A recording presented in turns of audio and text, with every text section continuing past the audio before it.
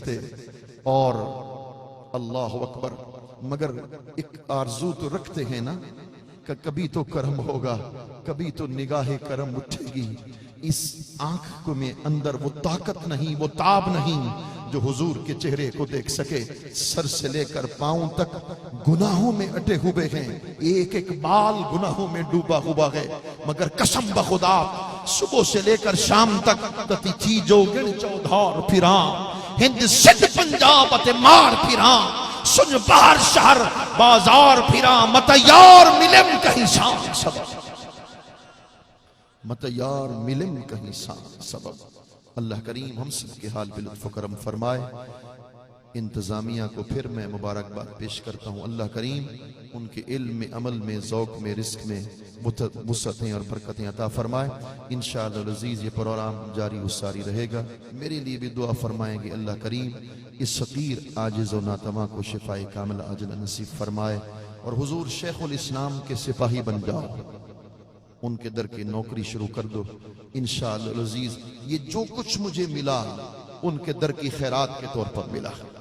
میرے قبلہ گاہ جب ان کے پاس لے گئے، مجھے ہاتھ پکڑ کر حضور شیخ الاسلام کے پاس لے گئے، تو میرے قبلہ گاہ نے ان سے کہا کہ ظاہری علم یہ میرے گھر میں بھی پڑھ سکتا تھا،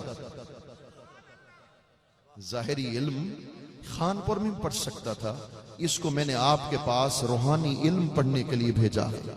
تو انہوں نے کہا حضور شیخ الاسلام نے کہا میرے پاس وہ روحانی آنکھ تو نہیں ہے، تواضع کی، انکساری کی، روحانی آنکھ تو نہیں ہے، میں کیسے اس کو روحانی علم پڑھاؤں گا؟ تو میرے قبلہ گاہ نے یہ عبارت پڑھی، فرمانے لگے قلب المؤمن کالمرأة فی الصفا قلوب المشتاقین منورۃ بنور اللہ تعالی، جو اللہ کے مقرب ہوتے ہیں ان کا سینہ اللہ کے نور سے روشن و منور ہو جاتا۔ میں نے تو ان کے قرب میں بہت کچھ دیکھا۔ محمد یاسر فرحات نوجوان تھے، مصر کے تھے، بہت بڑے عالم تھے، ہم پڑھتے تھے، یہ 88 89 کی بات ہے۔ میں سچی بات آپ سے عرض کر دینے والا ہوں جو ہم نے خود دیکھی۔ یوسف ہاشم الرفائی، یہ ان کی اولاد میں سے حضرت شیخ الرفائی جن کے لیے رسول اللہ صلی اللہ علیہ وسلم نے اپنا دست مبارک اپنی مزار سے باہر فرما دیا تھا، یہ ان کی اولاد میں سے یوسف ہاشم الرفائی۔ یہ تینوں ہستیاں تشریف لائیں تو استاد محترم نے، حضور شیخ الاسلام نے یاسر فرحات صاحب سے فرمایا آپ میرے بیڈ روم میں سوئیں گے، باقی سب ہوٹلوں میں، آپ میرے بیڈ روم میں، میرے گھر میں جو ماڈل ٹاؤن میں آپ کا گھر ہے اس میں سوئیں گے۔ وہ سو گئے۔